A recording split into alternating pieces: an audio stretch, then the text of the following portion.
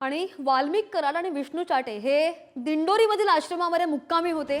भूमाता ब्रिगेडच्या अध्यक्षा तृप्ती देसाई यांनी हा आरोप केलेला आहे आणि कराड आणि चाटेला आश्रमामध्ये आश्रय कोणी दिला असा सवाल सुद्धा देसाई यांनी उपस्थित केल्याचं पाहायला मिळत आहे। तृप्ती देसाईंचा आरोप आश्रमाच्या पदाधिकाऱ्यांनी फेटाळून लावल्याचं कळतंय आणि वाल्मिक दर्शन घेऊन गेला, मात्र त्याच्याशी आमचा काही संपर्क नाही, आश्रमचे पदाधिकारी आबासाहेब मोरे यांनी अशी माहिती दिल्याचंही कळतंय।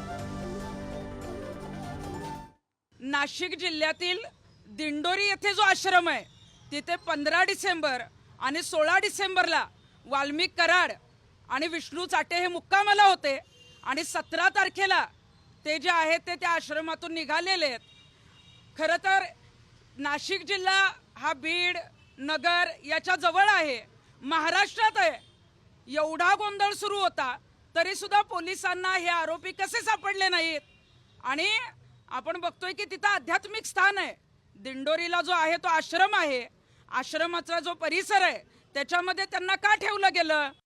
जो काही कालावधी जो त्यांनी सांगितला आहे तो त्या कालावधी दत्त जयंती सप्ताह आमचा होता आणि या कालावधीमध्ये लाखो भाविक इथे येऊन जात राहतात, अनेक जण येतात। आता कोण येतो काय येतो त्याचं असं कुठे आपली त्याचं हे करत नाही, आलेल्या सगळ्या लोकांना येतात, दर्शन घेतात, जातात।